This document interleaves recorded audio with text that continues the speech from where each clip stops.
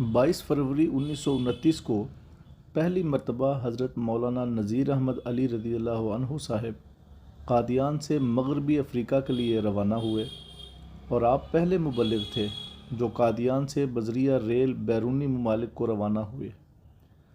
उस मौके पर उनको अलविदा कहने के लिए उनके वालिद हज़रत बाबू फ़कीर अली रज़ी अल्लाह अन्हु और मोहतरम बाबू बशीर अहमद साहब दिल्ली तक उनके साथ गए। मौलाना साहब का सामान दिल्ली से बम्बई तक ब्रेक में बुक कराया गया।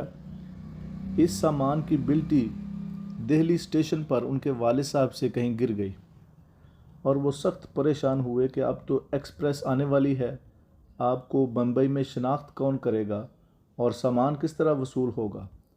इस पर मौलाना साहब ने अपने वालिद साहब को तसल्ली दी कि अल्लाह ताला मददगार है, आप दुआ करें और मामला उस पर छोड़ दें, वो अपने फ़ज़ल से किसी न किसी तरह ये मुश्किल हल कर देगा, आप फ़िक्र न करें। नीज़ कहा कि ऐसा सामान जो सफ़र फ़ी सबीलिल्लाह में हायल हो, मुझे उसकी ज़रा भी परवाह नहीं, खा वो समंदर की नज़र हो जाए।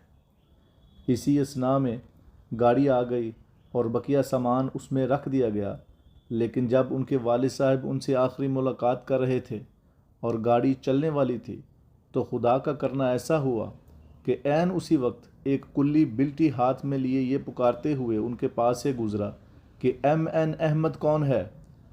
उनकी बिल्टी प्लेटफॉर्म पर गिरी हुई मिली है।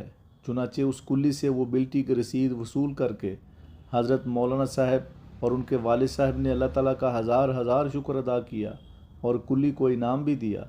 इसके बाद मौलाना साहब ने अपने वालिद साहब से कहा कि आप तो बड़े परेशान थे, लेकिन देखें हमारा खुदा अपने मुजाहिदीन पर कितना मेहरबान है कि उसने चंद मिनटों में परेशानी दूर फरमा दी।